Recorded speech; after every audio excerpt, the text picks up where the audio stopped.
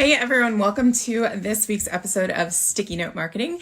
If this is your first time joining us, welcome. My name is Mary Czarnecki. I am a marketing strategist and business transformation consultant, and I work with both big brands and small scrappy startups to make sure that they are being more effective and basically making the most of their marketing efforts to reach the people who need what you have to offer. So I've heard from a lot of people in my community, especially in my Facebook group recently, about this desire to either add the first 100 or next 100 people to their email list. So growing that ability to continue the conversation with our audience is essential, because even if we're building an audience online on social media like Facebook or Instagram, Pinterest or Twitter, it's still really important, even in this day and age, to make sure that we're also continuing the conversation in a sphere that we control, which is our email list. And in our email list, we have the ability to continue to nurture and provide information and value to those people who aren't necessarily what we call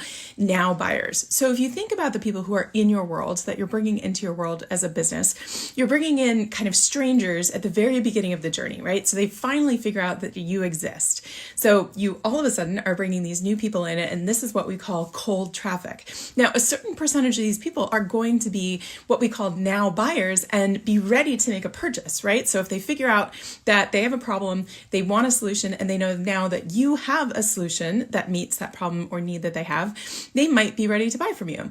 Now, a large percentage, however, of those new people, that cold traffic that you're bringing into your world that discovers that you exist, may not necessarily be ready to buy at that first interaction point. They may need more. They need to know, to like, and to trust you, and to kind of build up some of that rapport and make that decision. Because what do buyers want? Buyers want to feel confident in the buying decision they're making, right? We want to make sure that we feel good as buyers, as consumers, that we're making the right choice, right? That our investment, whether it's time, energy, or money, is going to be well spent.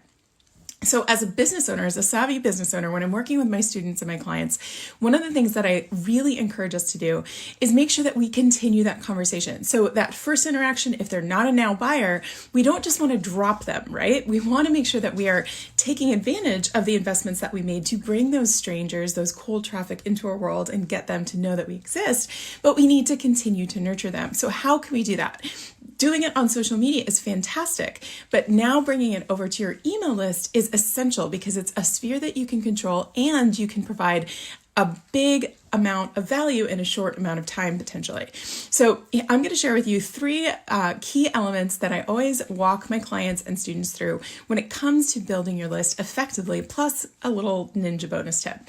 So first and foremost, how do you actually get that first 100 or next 100 people onto your email list? The first step is always to create that gift, that lead magnet, that opt-in, that reason why they should join your email list. Now, if you've ever gone to a website and you see a pop-up box or an invitation or something that says, join our newsletter for more information, how compelling is that to you as a viewer, right? It's not very compelling. So if you're inviting someone to join your email list, right, to continue the conversation, you need to give them a good reason why. So the very first step when I work with my clients is we dig into their audience insights, right? We dig into what I like to call and start creating an audience intelligence treasure trove, using the language that their audience specifically is talking about, their needs, wants, desires, pain points, beliefs, everything that's going on in their head, right? Because we want to enter the conversation that's going on in their head and provide them with a quick win. So ideally, your lead magnet should provide them with a quick win. Now, the win-win to that is that they get a benefit, right? A quick win benefit. But the win for you is that now that they believe that you can deliver a quick win, they are starting to open up and start to trust you, right? So the first step is creating this lead magnet, right? This gift, this thing of value that they're going to exchange for something they value, which is their contact information. So now that they're on your email list, the next step obviously is to deliver the thing, right? And put them into some sort of welcome sequence. So the welcome sequence is really essential because it's it's your first interaction. It's kind of like your second and third date, right? You're still trying to get them to understand who you are, what you stand for, what your business is about, and open up that conversation, continue that conversation. So I have a very specific 3 or 5 step process that I have all of my clients do when we're setting up their welcome series. And so it allows the people who are coming into your world and onto your email list to start to know, like, and trust you and start to learn what you're about. So that's step number 2, is once you have the lead magnet and you're bringing them into your world, you need to have an effective welcome series. Now, the third step is then to figure out how to meet them where they're at and create that offer, right? So the whole idea of doing an email list is ultimately to get these people warmed up and get them to know, like, and trust you. And if they are qualified for your offers, then turn them into buyers. So what we need to figure out is, okay, how do we look at who's on your email list, even if it's a small email list, even if it's 100 people?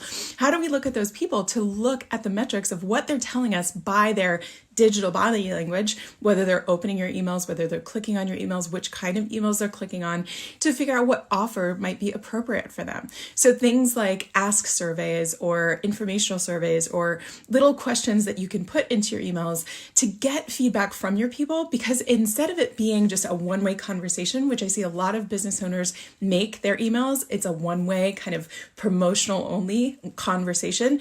Instead of that, what I really encourage my students and clients to do is to look at your email as a conversation, as a two-way conversation, and use this opportunity to get feedback from your audience to figure out what is the most appropriate offer for them.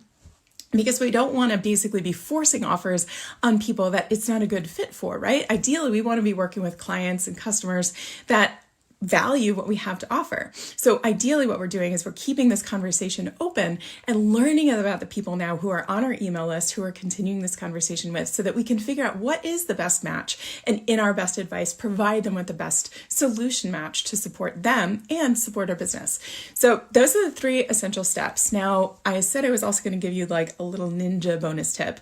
So one of the bonus tips that I love to share with people when it's one of those things, it might be fresh to you about building your email list if you're not super comfortable building your email list, is a lot of people worry about, well, how do I actually get people to see the lead magnet offer, right? Once I actually create the lead magnet and I have all the text set up and I have all my welcome series all programmed to go out, how do I actually get people to sign up? Where do I put this lead magnet? So my bonus tip for you is to think about, of all of the lists that you personally have signed up for, where have you actually signed up for other lists, right? You may have signed up on people's websites. So that's obviously something that people always think about is, okay, yes, I need to have my opt-in on my website. That's totally true.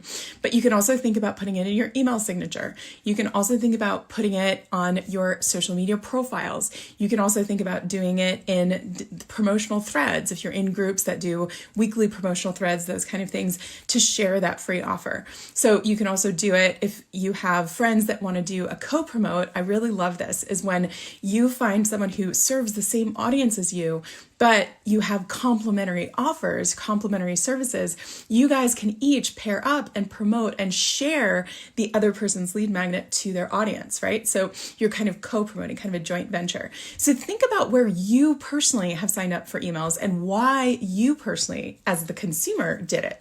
And then put that lens on where you want to share your thing. Now, obviously, I'm talking about a lot of organic ways to get people onto your email list to get visibility for your lead magnet or opt-in. Obviously, you can speed that up a little bit if you do something paid like Instagram ads or Facebook ads. If you want to learn more about that, I invite you. I'll put in the comments below a link to our Facebook group. Happy to chat with you more about in there. And as a super awesome bonus for you guys today, I wanted to share the link above to my awesome new lead magnet for my own list to show by example.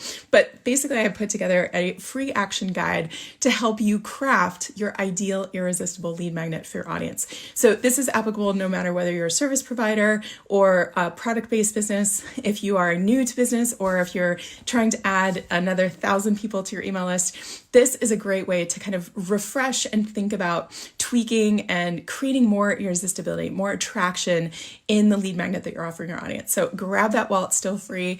It's been definitely one of my most requested action guides for my community and for my students. So wishing you luck today and always in your business, and continue the conversation if you'd like in the Facebook group. I will drop the link below.